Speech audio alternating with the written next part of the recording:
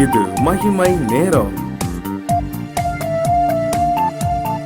பிதாவாகிய தேவனாலும் கர்த்தராகிய இயேசு கிறிஸ்துவினாலும் உங்கள் எல்லாருக்கும் கிருபையும் இரக்கமும் சமாதானமும் உண்டாவதாக. காண்கிற கண்கள் என்ற தலைப்பிலே நாம் தியானித்து வருகிறோம். இந்த நாளின் செய்திக்கு ஆதாரமாக நான் எடுத்துக்கொண்ட வேத வசனம் மார்க்கு 13ஆம் அதிகாரம் முதல் 2 வசனங்கள். அவர் தேவாலயத்தை விட்டு புறப்படும் போது அவருடைய சீஷர்களில் ஒருவன் அவரை நோக்கி, போதகரே, இதோ இந்த கல்லுகள் எப்படிப்பட்டது, இந்த கட்டடங்கள் எப்படிப்பட்டது பாரும் என்றான். இயேசு அவனுக்கு பிரதியுத்தரமாக, இந்த பெரிய கட்டடங்களை காண்கிறாயே, ஒரு கல்லின் மேல் ஒரு கல்லிராதபடிக்கு எல்லாம் இடிக்கப்பட்டு போகும் என்றார். இந்த வேத பகுதியில ஆண்டவருடைய சீஷர்கள் தேவாலயத்தை பார்த்த பொழுது அதன் அழகை பார்த்து அவர்கள் பிரமித்தார்கள் என்று சொல்லி நாம் பார்க்கிறோம். அந்த கட்டடம் எப்படிப்பட்டது, இந்த கல் எப்படிப்பட்டது பாரும் என்கிறார்கள். சீஷர்கள் அதன் மேல் தோற்றமான அழகை பார்த்தார்கள். இந்த ஆலயம் எவ்வளவு உயரமாக அழகாக கட்டப்பட்டிருக்கிறது என்று சொல்லி அதன் அழகை பார்த்தார்கள். இயேசு கிறிஸ்து இன்னொன்றை பார்த்தார்.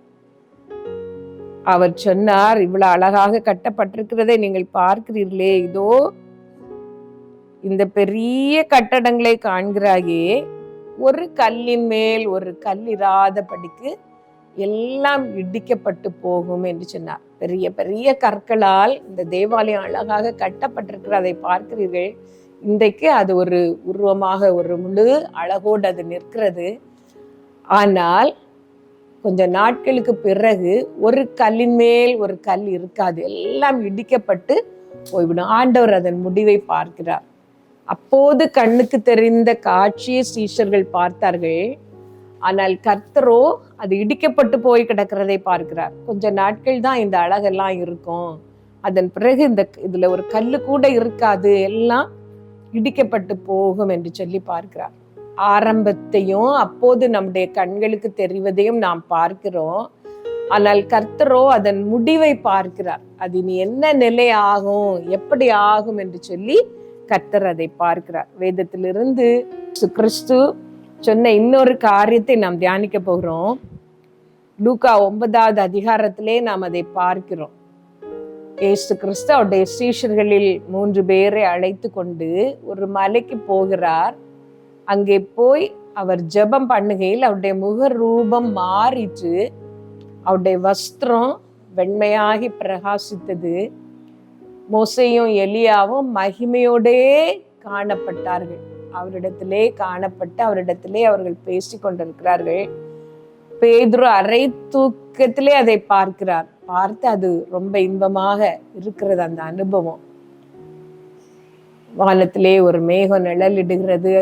இங்கேயே இருந்தால் நல்லது என்று சொல்லி அவர்கள் நினைக்கிறார்கள்.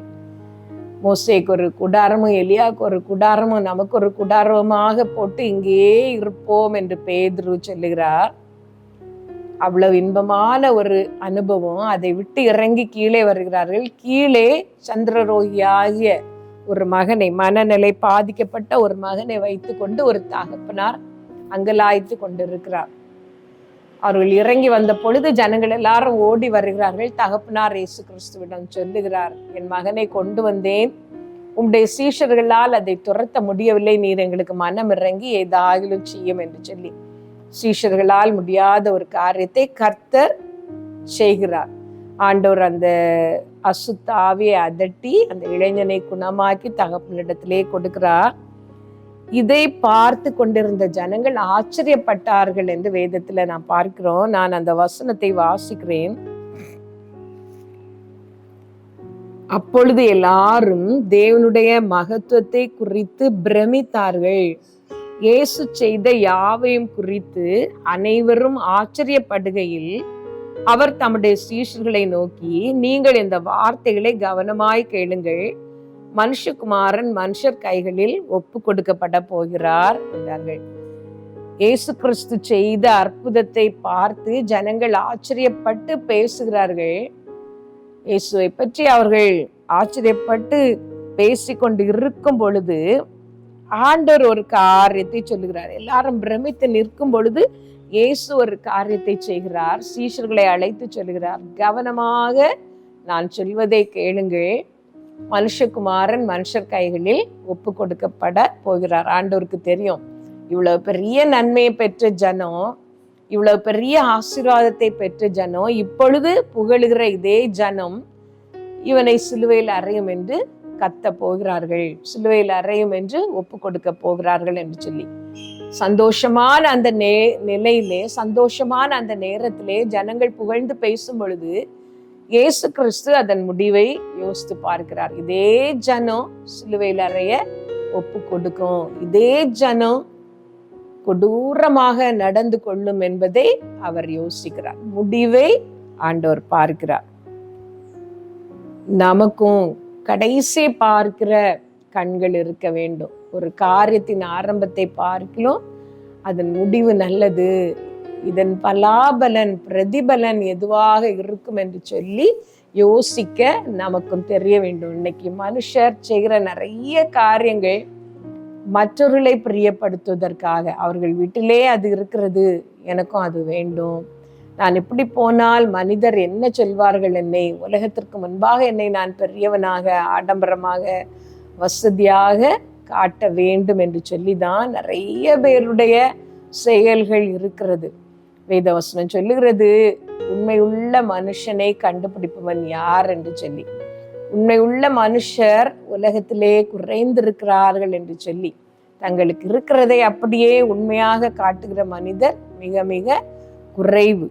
உலக பிரகாரமான ஆடம்பரத்தையும் உலக பிரகாரமான தோற்றத்தையும் தான் நாம் விரும்புகிறோம். வேதவசனம் சொல்லுகிறது, நீங்கள் இந்த உலகத்திற்கு ஒத்த வேஷம் தெரியாமல் தேவனுடைய நன்மையும் பரிபூர்ணமான சித்தம் என்னது என்று பகுத்தறிகிறதினாலே உங்கள் மனம் மறுரூபமாகுங்கள், உங்கள் மனம் மறுரூபமாக கடவுது என்று சொல்லி, நாம் பார்க்கிறதெல்லாம் அழிந்து போகிற இந்த உலகத்தின் காரியங்களைத்தான், இந்த உலகத்தின் நன்மைகளைத்தான்.